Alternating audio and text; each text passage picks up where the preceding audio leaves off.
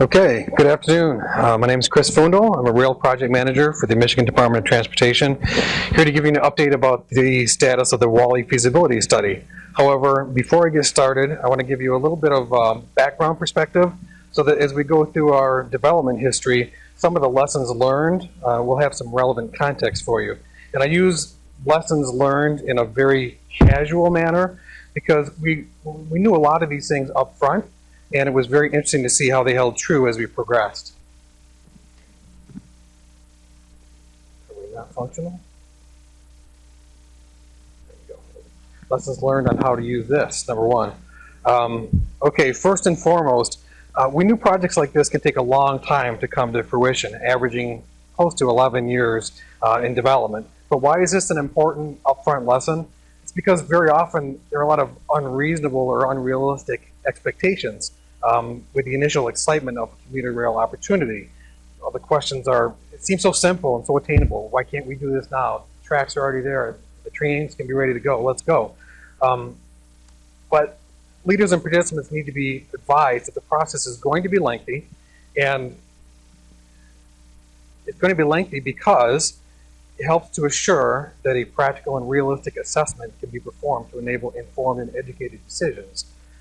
The second lesson is because commuter rail typically shares infrastructure with a freight railroad, it's critical to understand the safety and operational impacts of adding passenger service to an existing freight line.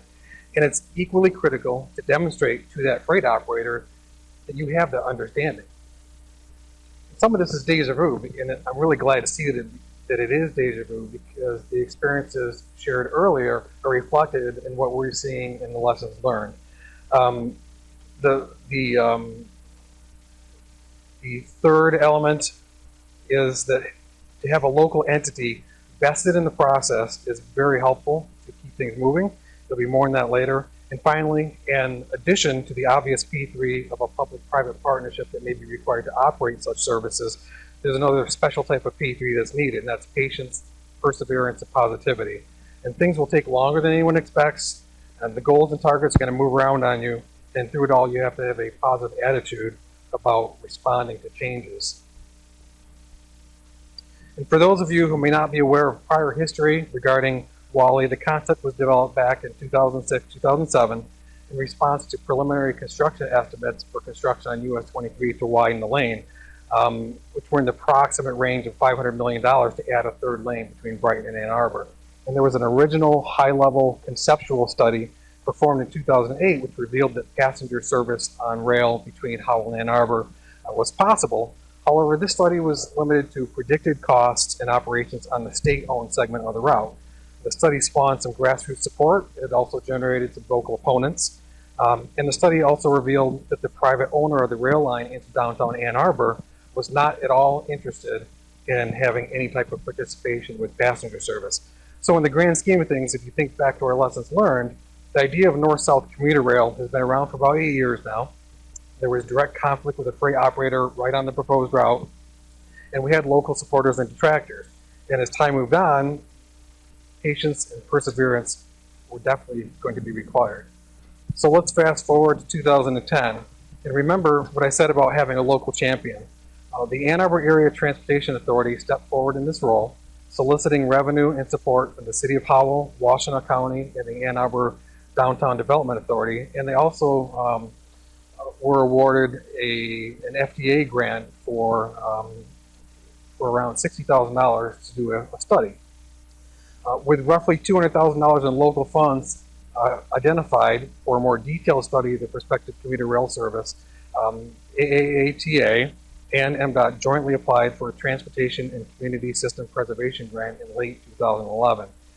But not knowing if the TCSP grant application was going to be successful or not, and in the interest of being a good steward of public funds, in the event that the TCSP application was unsuccessful, the AATA continued to compile informal data on possible schedules, bus connections, and land use options.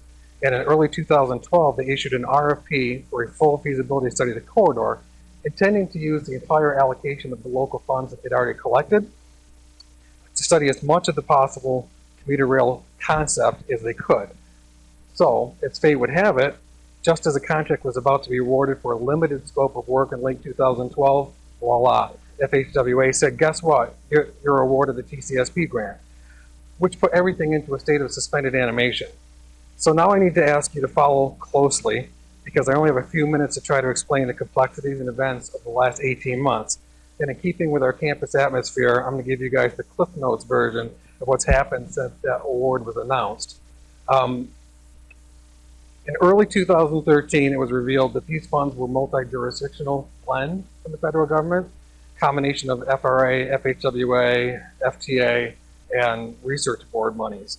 And therefore, FHWA and FTA, as the lead agencies, weren't certain which agency's guidelines were going to be applicable to governing this money. And at the same time, it was learned that the Ann Arbor Railroad was now up for sale. So everything's all kerfuffle. When FHWA and FTA, or while FHWA and FTA debated internally which agency was going to take the lead role, a process that basically took almost all of 2013, and upon confirmation of the sale of the Ann Arbor Railroad to Watco in early 2013, AATA and MDOT reached out to Watco to explore their willingness to consider passenger service into downtown Ann Arbor. And when Watco responded favorably to our inquiries, we pulled the Ann Arbor portion of the RFP forward and then used that FTA grant separately to get the ball rolling on the study.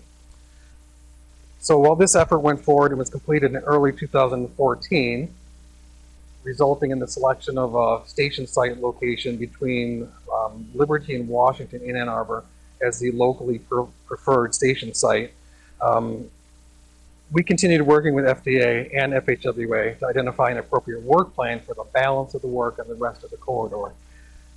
And in late 2013, it was determined that FHWA was going to be the lead agency and that FTA was going to participate in a guidance role such that the results of our study should be eligible for future New Starts funding.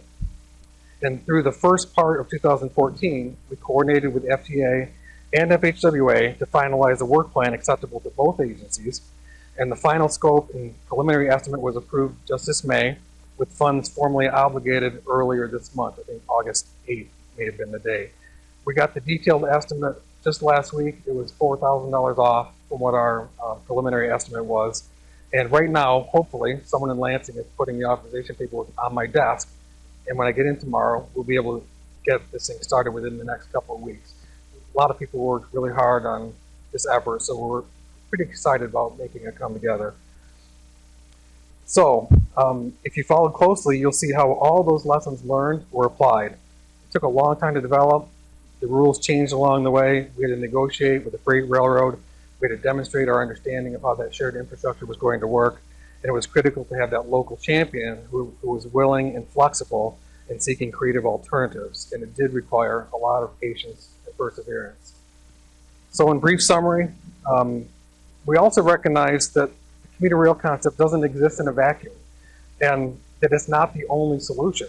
We reached out during the development process so far to keep the traffic engineers and planners and environmental agents advised of our progress, and we see that a proposed WALLY service can actually be complementary to future commuting solutions in this corridor, providing congestion relief for both short-term and long-term benefits.